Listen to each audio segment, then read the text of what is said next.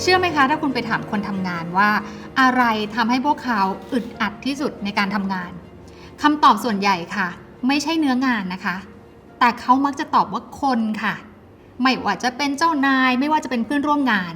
เพราะว่าการทำงานด้วยกันเป็นทีมเนี่ยค่ะทำให้เราอาจจะมีปัญหาในเรื่องของการสื่อสารความคิดหรือแม้กระทั่งสไตล์การทำงานแต่บางครั้งคุณเคยสังเกตเห็นไหมคะว่าบางคนดูเป็นซูเปอร์สตาร์ในทีมมากๆใครก็รักใครก็ชอบใครก็เมตตาเพราะคนคนนั้นมีทักษะค่ะแล้วข่าวดีก็คือทักษะเหล่านี้เรียนรู้กันได้ค่ะสวัสดีค่ะดิฉันปอนพริษายาคบเส้น Executive Coach Trainer องค์กรและ Online Content Creator ค่ะในการทำงานของปอนส่วนใหญ่นะคะปอนก็จะช่วยให้คนเนี่ยเข้าใจตัวเองมากขึ้นผ่านการทำความเข้าใจจุดแข็งแล้วก็จุดบอดของตัวเองรวมถึงแม้กระทั่งการพูดในที่สาธารณะเนี่ยนะคะที่จะทำให้คนคนหนึ่งมีความมั่นใจมากขึ้นนอกเหนือจากนั้นงานที่ปอนทำเกี่ยวกับการโค้ช Executive นะคะก็คือการสร้างความมั่นใจแล้วก็ช่วย reflect ค่ะสะท้อนมุมมองต่างๆให้เกิดความชัดเจนมากขึ้นในการนำองค์กรนั่นเองค่ะการที่คนรู้สึกว่าการที่คนจะเป็นคนสื่อสารเก่งได้เนี่ยจะต้องเกิดมาแล้วก็มีพรสวรรค์แบบนั้นเลยพระเจ้าให้มานะคะปอนคิดว่าเรื่องนี้ปอนเห็นต่างเพราะว่าถ้าไม่อย่างนั้นก็จะไม่มีโรงเรียนในการสอนการสื่อสารสอนการพูดในที่สาธารณะเพราะเรื่องเหล่านี้เป็นเรื่องที่เรียนรู้กันได้บางคนโชคดีค่ะเกิดมาแล้วเนี่ยจากการเลี้ยงดูบรรยากาศในการใช้ชีวิตสิ่งแวดล้อมทำให้เขาต้องใช้ทักษะการสื่อสารเยอะเขาก็เลยพูดเก่งเพราะว่าเขาได้ใช้มาเยอะแต่บางคนโตขึ้นมาครอบครัวอาจจะไม่ได้สื่อสารไม่ได้มีสังคมมากมายเขาอาจพูดไม่เก่งแต่ทักษะมีเอาไว้พัฒนาค่ะแล้วปอนเชื่อในศักยภาพคนว่าคนสามารถจะพัฒนาแล้วก็ทำได้ในทุกๆอย่างที่ตัวเองอยากจะทำซึ่งในการทำงาน10ปีของปอนที่ผ่านมานะคะไม่ว่าจะเป็นการเทรนนิ่งหรือว่าโคชชิ่งเนี่ยค่ะสิ่งหนึ่งที่ปอนเห็นในซูเปอร์สตาร์ของทีมหรือว่าคนที่ทีมรักคนที่ทีมยอมรับเนี่ยนะคะเขาจะมีทักษะบางสิ่งบางอย่างร่วมกันปอนขอเรียกว่ามันเป็นทักษะคีย์แล้วกันที่จะทำให้คนคนหนึ่งเนี่ยมีความสมูทในการทำงานเป็นทีมได้มากขึ้นนะคะและทักษะเหล่านั้นค่ะที่เราจะมาคุยกันใน CA Talk ในวันนี้ค่ะข้อหนึ่งเลยนะคะคือความเชื่อในการทำงานเป็นทีมค่ะเพราะอะไรคะความเชื่อก็คือความคิดนั่นแหละค่ะความคิดนำมาซึ่งความรู้สึกความรู้สึกนำมาซึ่งพฤติกรรมคิดดูสิคะถ้าคุณเชื่อว่าฉันชอบการทำงานเดี่ยวทำงานคนเดียวแล้วมันจะดีพฤติกรรมของคุณจะออกมาเป็นยังไง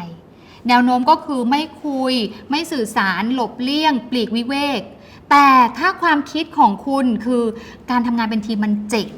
การทำงานเป็นทีมมันจะทำให้เราทำงานที่ดีได้ขึ้นอีกนั่นก็หมายความว่าพฤติกรรมของคุณก็จะมีการโคออเปเรตพูดคุยปรึกษาแล้วก็สามารถทำทุกอย่างเพื่อให้ทีมเนี่ยเคลื่อนตัวไปได้อย่างสมูทมากขึ้นนะคะดังนั้นความเชื่อที่ว่าการทำงานเป็นทีมดีกว่าการทำงานคนเดียวเนี่ยสำคัญมากเลยค่ะคีย์ที่2นะคะคือการทำความเข้าใจจุดแข็งค่ะก่อนอื่นคุณรู้ก่อนว่าคุณมีพรสวรรค์อะไรบ้างพรสวรรค์เหล่านี้มาจากการเลี้ยงดูพรสวรรค์เพียวๆที่เราทำเองโดยธรรมชาติเนี่ยค่ะยังไม่ผ่านการตระหนักรู้ยังไม่ผ่านการพัฒนาก็หมายความว่าเมื่อคุณใช้ทักษะเหล่านั้นแล้วเนี่ยคุณยังมีจุดบอดอยู่คุณยังมีมุมที่คุณอาจจะพลาดอยู่ได้จากการใช้ทักษะเหล่านั้นอย่างที่บอกค่ะบางทีคนมีพรสวรรค์ในเรื่องของความรับผิดชอบจุดบอดก็คือทำงานเกินอัตราไม่มีเวลาอยู่กับครอบครัวดังนั้นเนี่ยการพยายามปิดจุดบอดเหล่านี้แล้วก็ทำความเข้าใจตัวเองคือการพัฒนาจากพรสวรรค์ให้กลายเป็นจุดแข็งคีย์ที่3ก็คือการเข้าใจจุดแข็งของตัวเองค่ะหลายคนไม่รู้จุดแข็งหรือว่าจุดขายของตัวเองนะคะเรามี3วิธีค่ะในการที่จะทำความเข้าใจตัวเองให้มากขึ้นข้อแรกเลยหาจุดแข็งของตัวเองผ่านเพื่อนผ่านคนรอบข้างเพราะว่าเขาเหล่านั้นเนี่ยค่ะมองเห็นเราหลายๆครั้งเรามองไม่เห็นตัวเองนะคะแต่คนอื่นจะมองเห็นเราว่าเราทำอะไรได้ดีบ้างเช่นเฮ้ยจุดแข็งของแกนะฉันว่าแกเป็นคนที่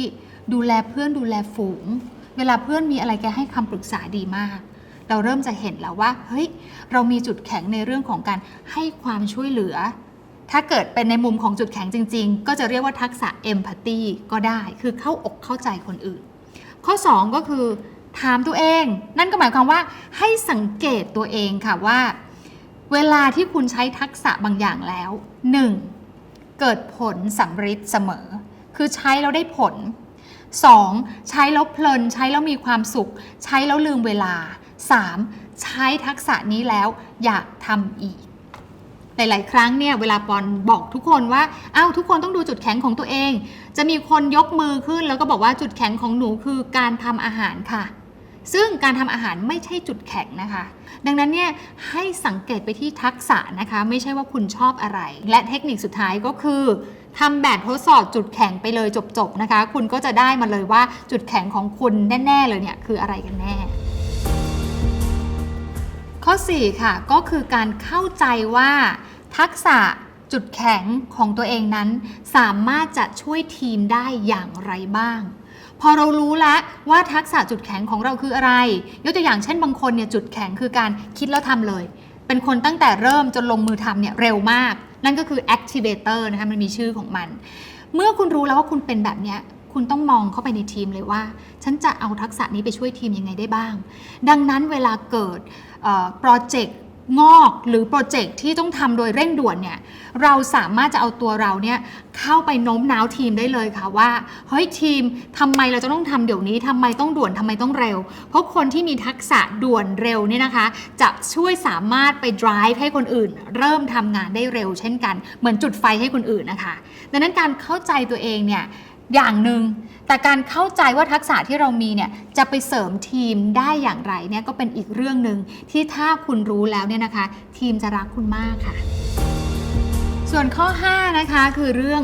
การช่วยเหลือค่ะ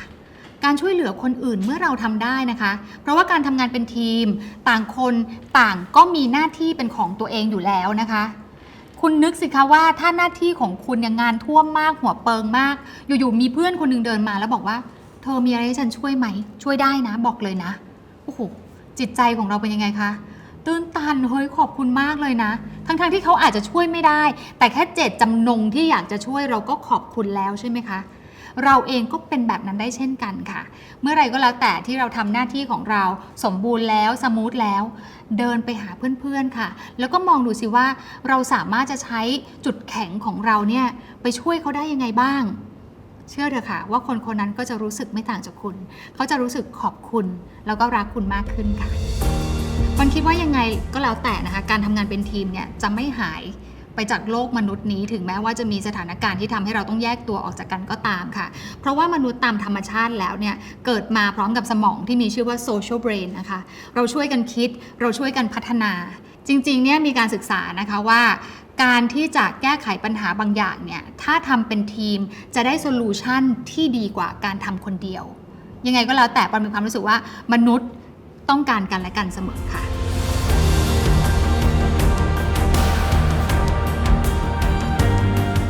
CI Talks